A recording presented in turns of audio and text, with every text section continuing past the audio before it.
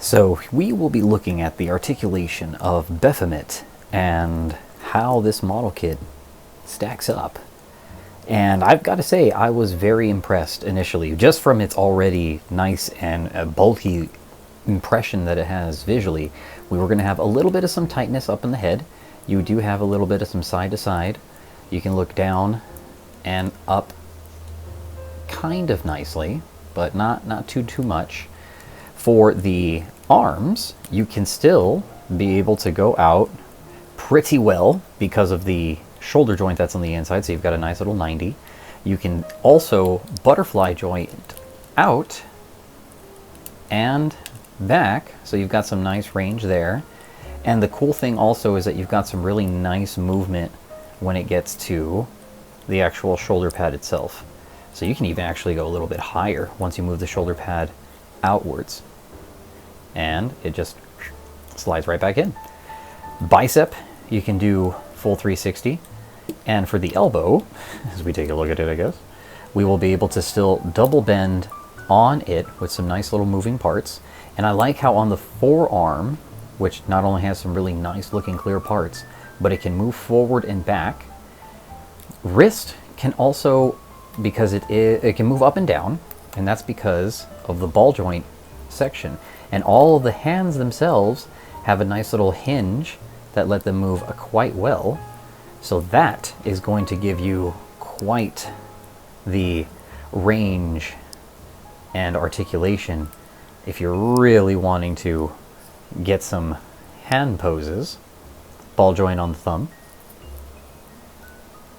So very nice articulation on the arms. For the chest, you are going to be able to still move once, twice, and then there's a third joint on the waist. So we've got 1, 2, 3 movements, and I like how it can actually move back like the limbo is what I call. When it gets to the waist, you can still fully 360, which is nice. The forward skirt can move up. I'm missing a part not only for the inside hinge, because it can move side to side twice. 1, 2. I'm missing the hinge to show the piston there. For your side skirt, you can still also kick out and move slightly for the hinge, which is nice, because if you want to rotate the thigh, that won't get in the way. You can still move the front skirt up because it's on a ball joint and a peg or a hook. And the rear ball joints of the skirts, not fully out there, but you can still kick them to the side. And there is a nice little hinge for the booty, which will allow you to plug in to the stand, we will show later. And what's fun too is that the hips have a action of being able to swing independently. So if you really wanted to get some of that range for how it can move, you've got that.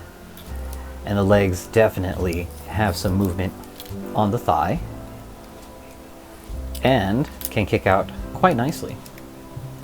And when you start moving the legs, which do have some cool little red piston that we'll show off right there. We've also got some calf movement here for the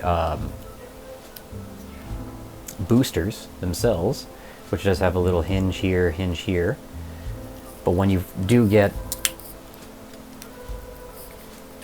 you can get some movement here for the knee, though I think I may have overextended it because it needs to hinge back in. There we go. You might have some challenges up here on the forward thigh. Let me show you what I mean right here. That part I don't think is supposed to click out. But then I don't see how you're supposed to also get that to move the way that it does. You are on a ball joint for the front, I guess the legging. You do want to be careful though, because this front portion you're going to want to have to glue it. It pops off very easily. But the fun thing about the point is that it's on a hinge. And for the feet, you have a nice fully 360. Hinge is a little tight for the rear ankle. And the foot can go down quite nicely, but it can't go up, nor can it move on the toe. And so definitely you can see how you can get some really nice types of movements going on and posing for this figure. Now, will it hold the poses? Yeah, looks like it is. So, not too shabby. Definitely you're going to hear some nice clicking and ball joints will fall off once you start getting into the posing, but not too shabby, I will say. Now, when you do remove some ports, because you do have like a way of going into like a beast overclock mode, I guess you would say, they sneak in onto the shoulders and peg, so you can get a little effect there. You do get some hands, which are very sharp, so be careful. And once you have those removed, you can show off what looks to be like, I guess a berserk mode or a powered up mode. Oh my god, it hurts my fingers. Now put the ankles or the wrist guards up.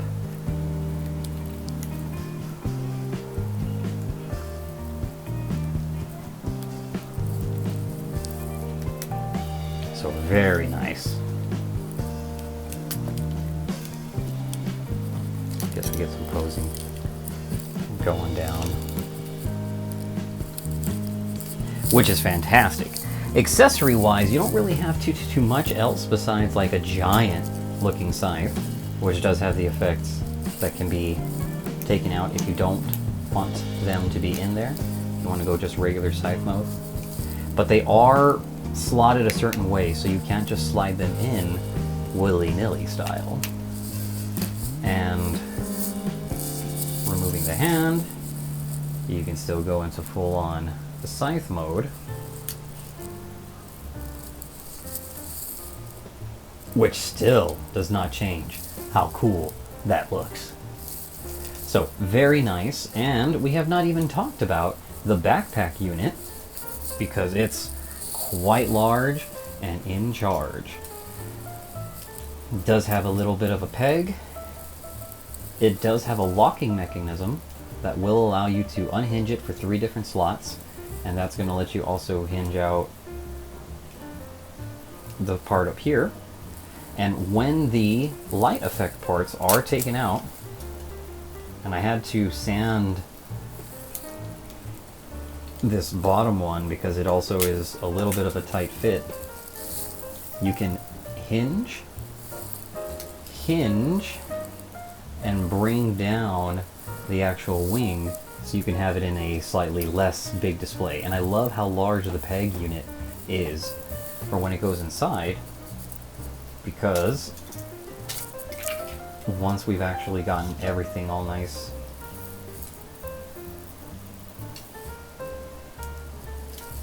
there we go, with an also tail portion that can detach and maneuver itself, or you can just take that off and attach it on the inside there. You can add the very long peg, which should be closed, but this one seems to be always falling out. But you would take this out,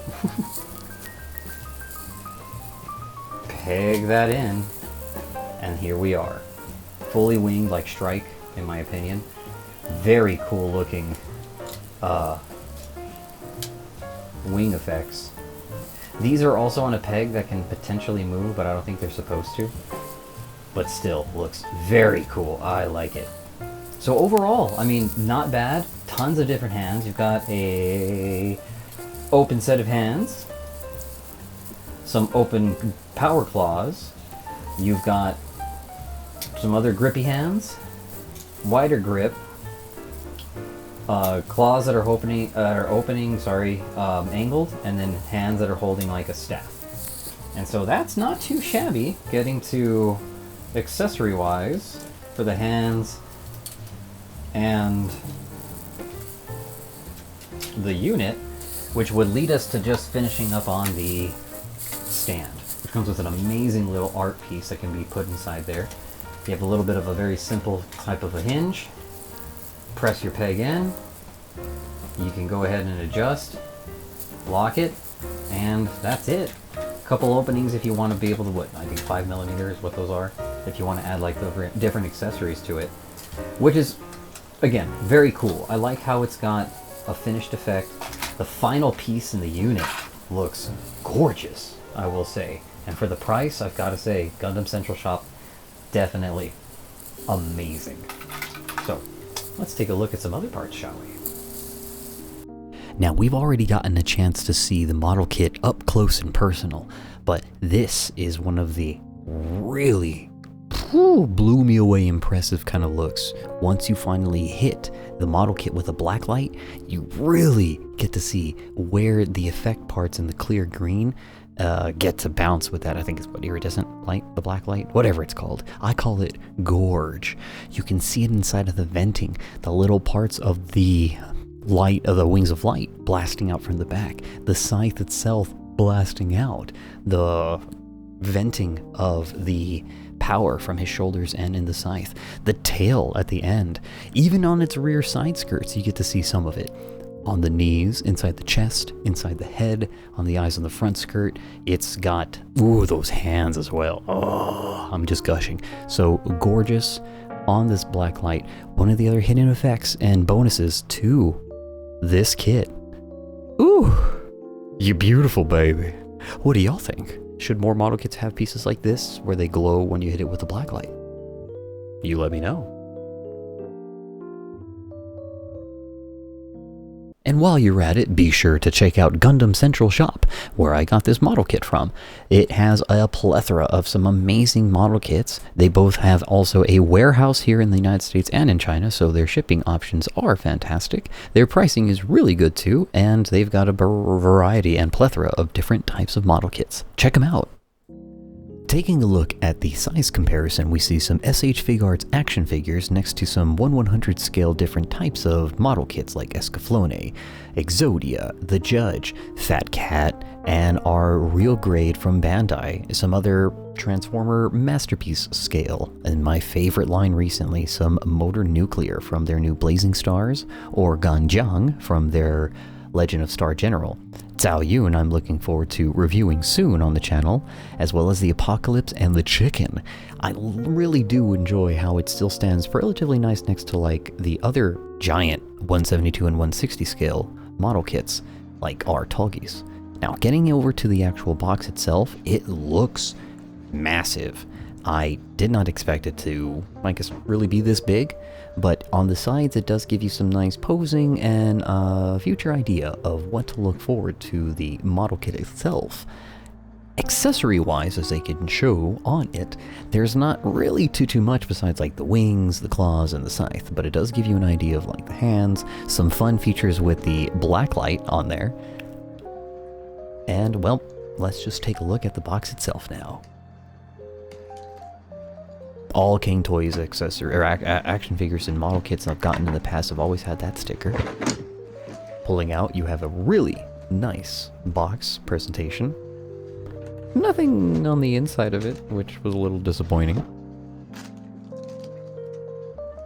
A nice little insert for the stand, as well as some other water slide decals if that's your jam. Maybe one day I will attempt to do that before an actual video.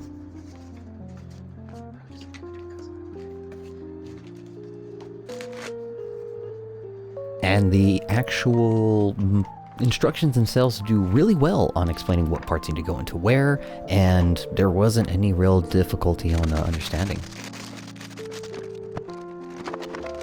The metal frame itself also comes with a little wire for the tail, and I really like how nice the metal pieces felt on the side.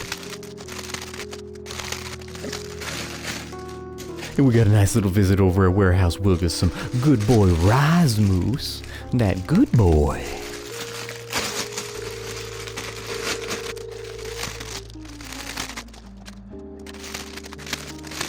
And overall, we ended up having a total of like 1, 2, 3, 4, 5, 6, 7, 8, 9, 10, 11, 12, 13, 14, 15, 16, 17, 18, 19, 20, 21, 22, 23, 24, 25, 26, 27, 28, 29, 30. I think around like 36 pieces, including everything. Now, I did have some pieces missing, which I will have to reach out to the shop, Gundam Central Shop, to see if they can get them replaced. But it wasn't really a big issue. It was just like the side pistons. Everything else looked really good on the runners. They didn't feel flimsy. It felt like really good plastic. Overall, for $70, it was a fantastic build. Love the panel lining on it, and everything was just really nicely done on that color separation. Once it was finally put together, gorge, even with all the panel lining I was able to add on to it. The light effects with the black light hitting all those neon green parts were amazing as well, and it blew me away. So tell me, are you into BAPHOMET? Or thinking about some other model kits? Stay tuned for Warehouse Wilgus for future updates. See you then. Because I'm always excited when you come for that curiosity and stay for those good times. Warehouse Wilgus. See you soon, everybody.